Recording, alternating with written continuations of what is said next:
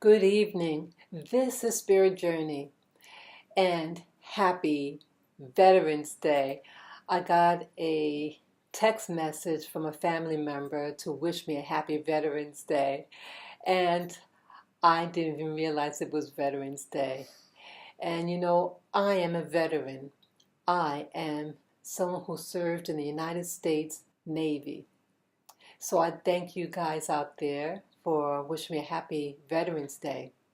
It's really something that my being a veteran, and as it pertains to an event that happened just yesterday, uh, an event that happened while I was on the train going to my mother's, and it shook me up.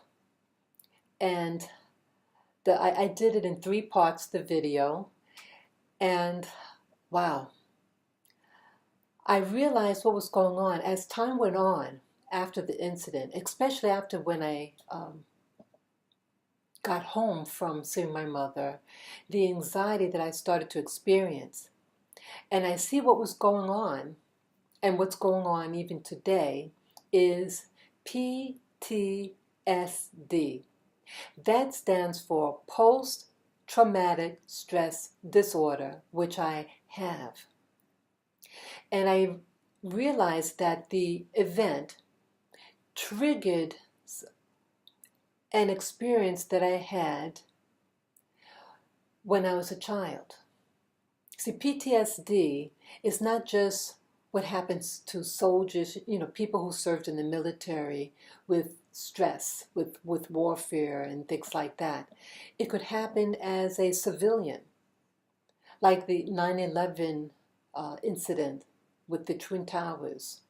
Yeah, people have post-traumatic stress disorder, and when they hear certain noises, they revert back to the time when that stressor happened to them.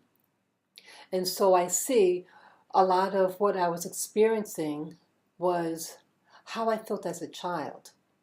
See, what happened to me on the train, and maybe I wasn't very clear as to the details of what the woman did.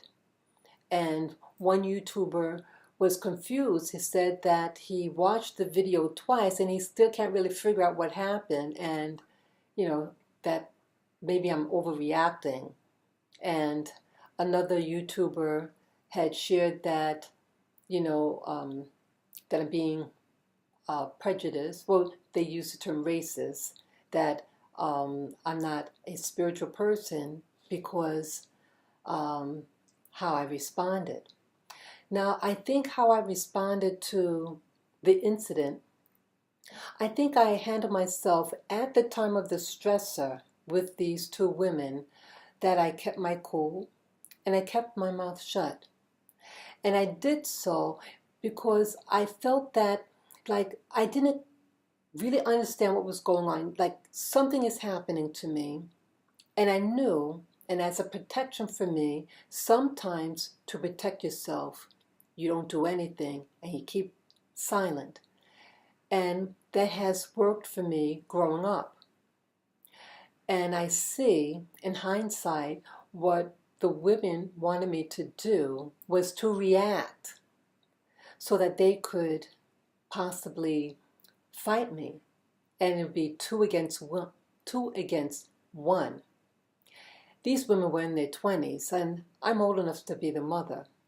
So, no, I'm not going to fist fight 2 women. And so, but how it made me feel, the anxiety, I felt vulnerable, and I felt I was being attacked. And so what was actually going on with the incident was that it's a virtually empty train.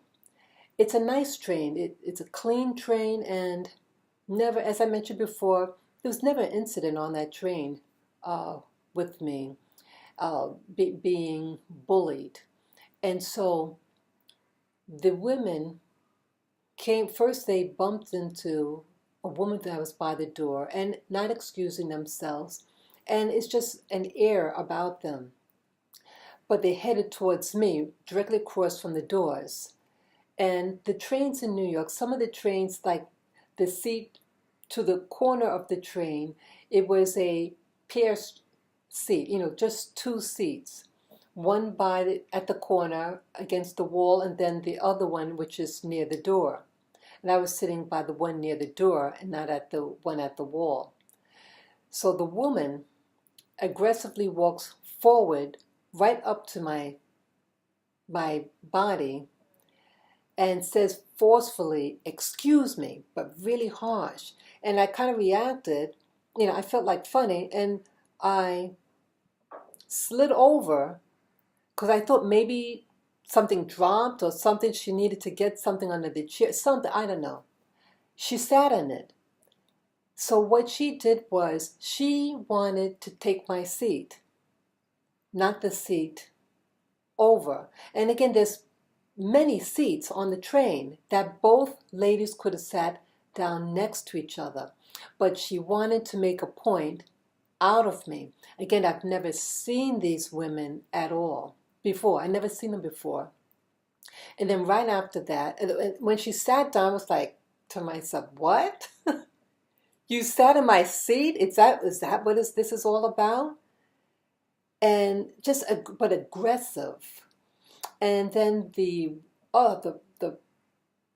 her companion, the other woman with her, has a pizza, and then she drops it on my lap right after. And they thought it was funny, and they're not really apologetic. She just said, "Oh, I'm sorry," but she's laughing. They're acting really juvenile. And I brushed off the pizza that was on me, and but no real concern. And you can feel their energy and that street mentality, very streety. And so I did, when I got off, they got off first, and maybe a half an hour was my stop. But as time went on, I did talk to a person that was sitting across from me, another black fellow in his 60s about, and he saw what they were doing, and he's shaking his head like that against the ladies, that he sees what they're trying to do to me, and he's sitting, let me know, yeah, I see what they're trying to do. And I felt very, after the ladies got off, I did vent to the man. I said, I know what they were trying to do, and I didn't like it, and I was really angry. So by the time I did the first video, I had got out of the train, and the reality of what happened really bugged me. And so what is this video going to be about? This would be my fourth video on the train incident. Well, there were commenters on the video, and so I think I addressed one of the commenters about what really happened, what was the incident, because it's not clear as to, so what a lady said, "Excuse me," and the pizza, but he was making it trivial. And another person said, oh, what was that now? Oh, that only, so white people can't be thugs or bullies, something like that. Well, you do have whites who are bullies, but this incident did not include white people, but it did include me, a black person, a person who's very much in tune to the needs of our community. And my channels, I have more than one channel, is sensitive to that need. And I have volunteered in the community, and I try to carry myself in a modest and a professional manner. I don't use profanity. I'm not a loud woman, but I try to be how I would want if I had children to be. And again, this is a learning experience, this spirit journey that I'm on. And in one spirit journey, it's not about perfection. It's about who am I, and understanding who I am in relationship to my environment. How do you handle a situation? And Can whites be thuggish? Yes.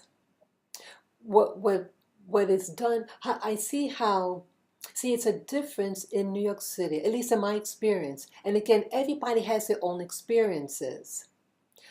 How what happened to me was a style that many blacks, some blacks in New York use. They use intimidation.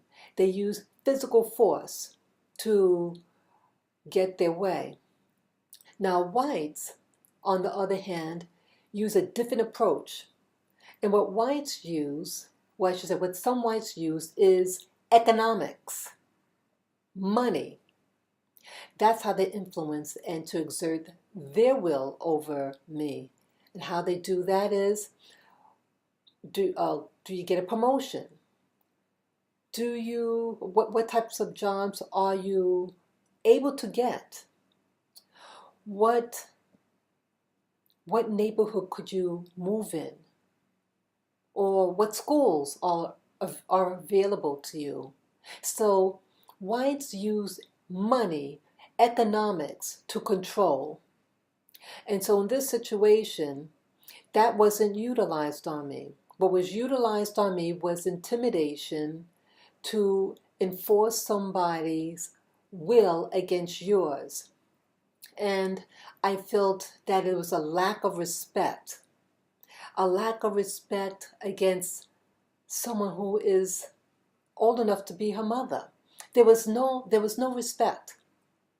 And so that is also why the hurt that you saw in the first video when I was holding back my tears, that it's sad. And so my feelings was about my feelings. And I felt that manipulation, and the same type of manipulation as when I was a child. See, back when I was a child, there wasn't as many diversities in appearances with blacks that live in New York in comparison to now, where you have a lot of diversity. So because I looked different than many of my black counterpart, that there was more attacks, bullying. And so what happened yesterday, I felt like I was reliving something from my past.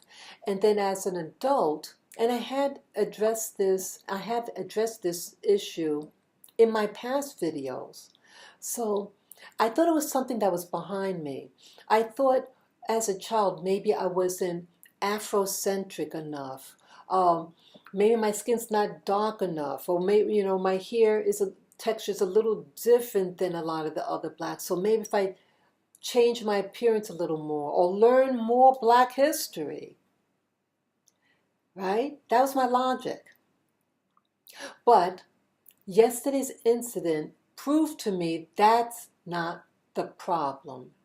The problem is not me. See, when it's like a rape victim that they say, well, maybe if I wore this outfit or that outfit, so it's putting responsibility on the target rather than the culprit, the aggressor, the bully, the thug.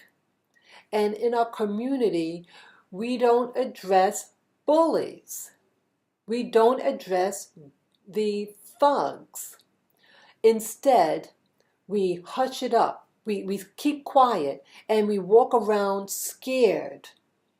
I meet people that can't go outside and wear jewelry, a necklace, because they're going to get robbed. And so they have it down under their shirt. And then when they get back in their homes, then they can take it out. See, that's fear, because it's not addressing the issue. We have bullies in our community who are targeting people. And they target for whatever reason of weaknesses that they have in you, but they make you feel like there's something wrong with you. You're not down enough. You're not this, you're not that. It's always another excuse for the target of that aggression.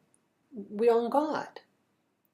And then when I feel that I express the issue, that, oh, I'm bad. I'm a bad person now. I'm this, I'm that. So being truthful is not encouraged in our community. And so this could be a problem why our communities is in the state that it's in. And to be honest about your feelings is not being unspiritual. You know, even in the Bible, Jesus had reprimanded the religious leaders because they were being problematic. And so what did they do? They set him up and then they had him murdered. So I'm not going to be a victim. And I'm going to speak out on bullying or thugging. And in the process of my doing so, some of you think that I'm being the C word. Okay, now that C word is, is changed to meaning. As a youngster, that word is used for blacks who act like a buffoon. Now it's being used against blacks who speak out against things that other blacks do against one another. When you expose it, then you become the enemy and be perceived as being a white a helper for the white community to promote racism or colorism. I'm far from that. And you all should know better, because if you've seen the body of my work, and even my old channel, Black Com Warning, you would see the body of my work, how I try to encourage and inform. And for anyone who's willing to learn and to understand me as an individual, each one teach one. So I also invite those people who saw my 3 videos on the train incident. I invite you to tell me how I should have responded to the incident. What should I have said or done at the time? And what should I entitled those videos? Because you didn't like the title of my video as well. So tell me, and please educate me. I'm not just trying to be flip. Educate me where I'm wrong and how you think it should have been done. And again, what happened to me could happen to anyone, not just people that look like me. It could happen to any one of you guys. You could think that you're pro-black, that you might even be in a black organization, marching and all that. But you too could have been targeted because of the sickness that's in that person's mind. See, a bully is irrational because you don't know what's triggering them, and they're out loose and looking to devour who they could devour. Are you going to be the next? Are you? Are you going to tolerate it? Are you going to speak out? Maybe this other thing is coming to my mind as well, regarding sexual molestation and rape and incest that happens in our community. I know I'm really going off right now. I'm really sharing things. This happens too in our communities. And it also results in post-traumatic stress disorder. And I have addressed that issue before. And I have been a victim of those things. And when I spoke out, people didn't like it. But yet we're being raped, molested, all these things. And now you hear on the internet, on the main news, about Hollywood and all these other things that of people who are being raped, molested, or on the job, things that are happening. And now people are speaking out. And so I feel I should speak out too. It has to stop. Rape, incest, and doing those things on to people to get a job. It's all the same thing. It's about exerting your power over someone else. So I include that in that too. How do you stop it? How do you make the world a better place for all of us, all the races, all gender, all of us? How do we live in peace? Please share with me, how do we live in peace? What should I do? I know it's not just me. I know it's not my color, my hair. It's about the predator. They have to change. I'm willing to understand and have compassion, but I've been compassionate all my life. I'm tired of being a target, and I'm no longer a victim. So those of you who want to share on this channel, I'm going to allow the comments. Only thing I say is no curse words. Use the right language to communicate in a constructive way so that we all can learn. It's not about he said, she said, to like a insulting match. No, my channel is not about an insulting match whatsoever. So, yes, so if you want to comment, please do so in a constructive manner. And each one teach one. Teach me what I need to know, because I'm not perfect either. So I thank you again, and I thank you guys for wishing me a happy Veterans Day, and happy Veterans Day to you too out there who are watching this video.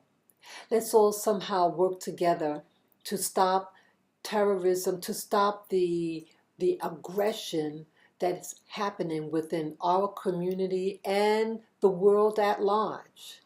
It's too much. People shooting in churches, shooting black churches, shooting white churches. The shooting that was in Las Vegas, and all probably other things that I don't even know about that's happening. See, it's a systematic problem. It's not a black and white problem. It's a world problem. Let's somehow work together. That's my true heart.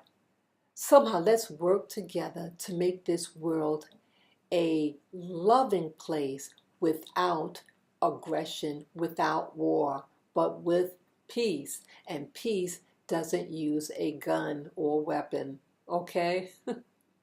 So thank you again. And I appreciate you guys listening. And I wish you guys all the safety out there. I really do. Bye-bye.